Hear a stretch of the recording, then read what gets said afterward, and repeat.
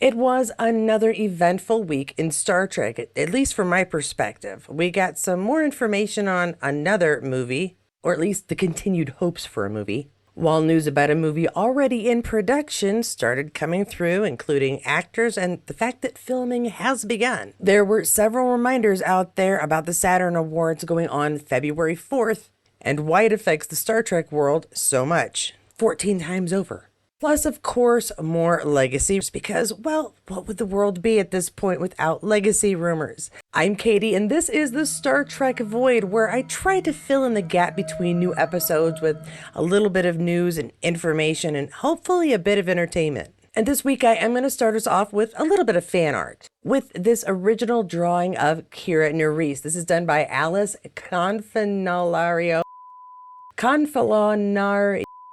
Yeah, you know what? This is by Alice, and we're just going to go with that so I don't insult her. And here we go with one of the drawings she made this summer, it says. And I didn't share it with you yet. Nana Visitor as Kira Nerys. Hope you like it, and happy Trek Tuesday. Yeah, this was shared earlier this week. I put it in my bookmarks because it was just so fantastic. Look how good this picture is. And if you've been here before, you know I support the fan love. Let's see what else we've got. Love them when I can get them. A behind-the-scenes image of the filming of Season 3 of Picard. And this one is shared by Edward Spaliers. This is from a week ago. Miss this gaff, miss these people, Picard, and Legacy. It looks like Ed would like to see what happens with Star Trek Legacy, and more on that later on. He will, of course, be one of the many nominees from Star Trek, awaiting to find out if his name is called during the Saturn Awards. But as I said, he is not alone. There were 14 nominations altogether just for Star Trek series alone. That includes Lower Decks, Strange New Worlds, and of course, Picard Season 3.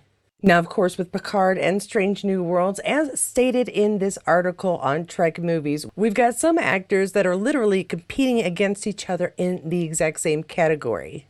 And other times, different shows are competing against each other as well. In the case of Sir Patrick Stewart and Anson Mount, both for Best Actor in a Television Series, going head-to-head to see if either, we hope one, will walk away with the award. When it comes to Best Supporting Actor in a Series, this one is full of names, many of them going up against each other from the same show. And those names are Jonathan Frakes, Ethan Peck, Ed Spaliers, and Todd Stashwick, a favorite of mine. And as stated, 3 of the Best Actress nominees are from Star Trek as well. And those names are Jess Bush, Celia Rose Gooding, and Jerry Ryan. Then, of course, we have Amanda Plummer and Paul Wesley going up against each other for Best Guest Appearance. So the odds are sort of in Star Trek's favor that at least one award will be given to one of our actors. I really foresee quite a few more since it got so many nods. So do stay tuned. It'll be on February 4th. And as you can see in this post, you can stream it live on electricnow.tv. And you don't want to miss it. The cast of Star Trek The Next Generation will be receiving a special Lifetime Achievement Saturn Award. So grab your popcorn and be ready to support our actors. Speaking of actors, we've got some new ones joining Section 31. Yeah, people seem to be beyond words excited to see this particular image. And as you can see, yeah, Section 31 has begun filming. We've got Take 2 on there, scene 65A. So don't you love the order at which things are often filmed? But it's begun. Here it says from TrekCore.com, Star Trek Section 31 is now filming in Toronto with Oscar-winning Michelle Yeoh returning as Philippa Georgiou. Additional cast includes Sam Richardson from Ted Lasso and Veep, Amari Hardwick from Power, Casey Roll, Hannibal, and more. I'm going to get back to those more here. Full story at StarTrekCore.com. And here's our TrekCore.com post along with Michelle Yeoh, the cast of Star Trek Section 31. This is a slightly more complete list, but we do have Emery Hardwick, as said, Casey Roll, Sam Richardson, and then Sven Roigrok from One Piece, Robert Kaczynski from Pacific Rim, Humberly Gonzalez from Ginny and Georgia, and James Hiroki Lau from Barry. And I do apologize if I'm getting any of those names off by a bit, but I am trying. But yeah, this is a good looking cast. There is no news as to who is playing what. Somebody could be the villain of the show. Somebody could be Giorgio's leader. We just don't know yet. But it will be interesting to find out how these characters were cast and exactly where JoJo is in her life right now. We do know that in the movie Section 31, according to trekmovie.com, and the article will be linked below, JoJo is going to be tasked with protecting the United Federation of Planets, but she also must face the sins of her past. Information on Section 31 hasn't been bountiful, but we have gotten little tidbits. We are still waiting to find out when and where JoJo was sent by the Guardian. Speaking of Star Trek movies, according to a recent article put out again by trekmovie.com, Zoe is ready for that fourth movie, and as far as she knows, people are still interested in that fourth movie. She's aware that an announcement for a prequel of such has been announced, but that doesn't take away from the fact that they are primed and ready to try and do a follow-up movie to Beyond.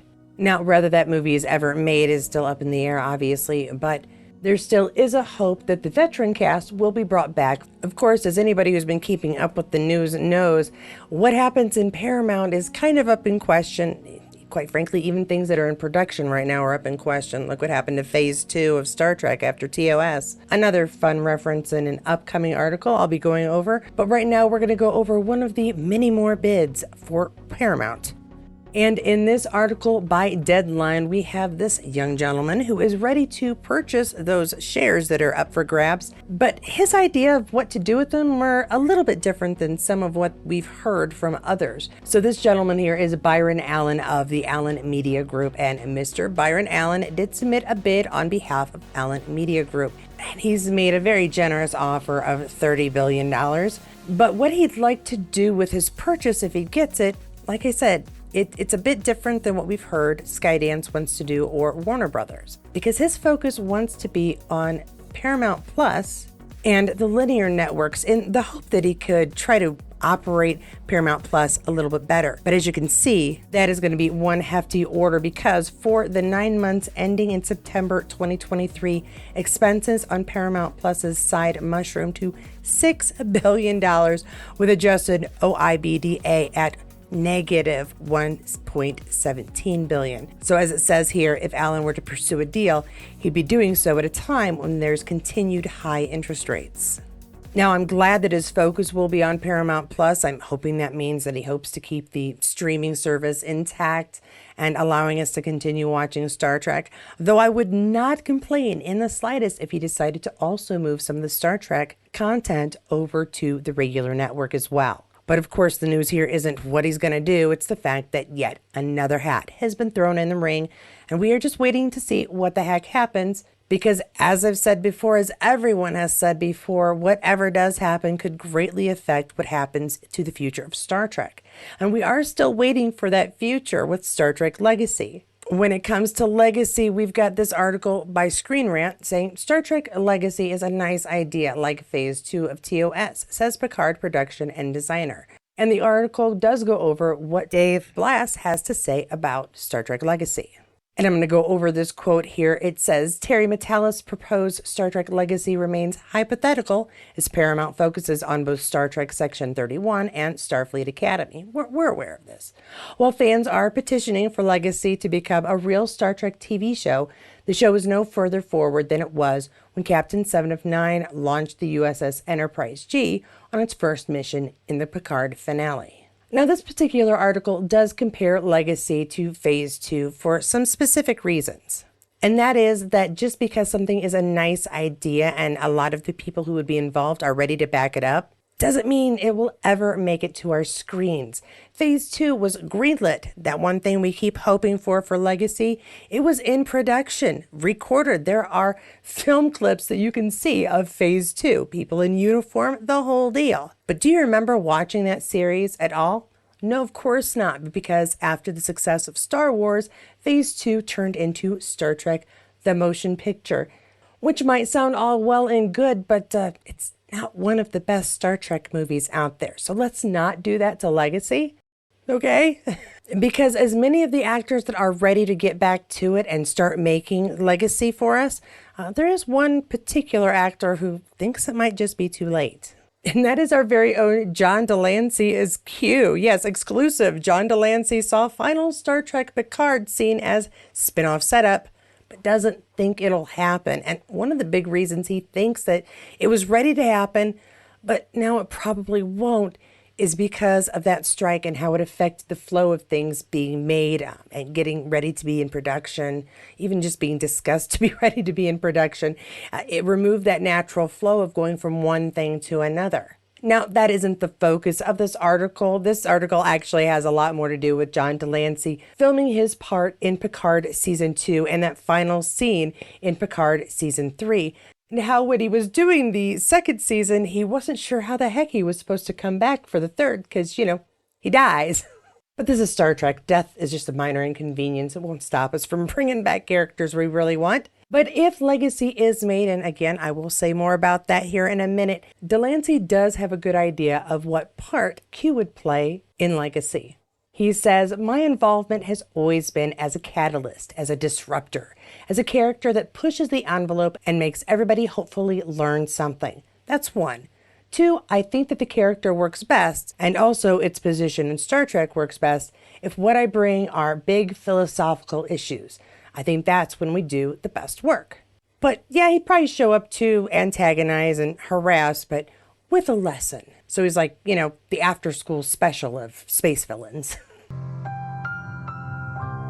Now, as I've said, I'm going to get to that Legacy bit right now. So with all of these things up in the air, we've got Sidetrack saying that Legacy's a sure thing. And you know what? In the respect that everybody who would be involved wants to make it and is ready to go, I completely agree. Jerry wants to make it.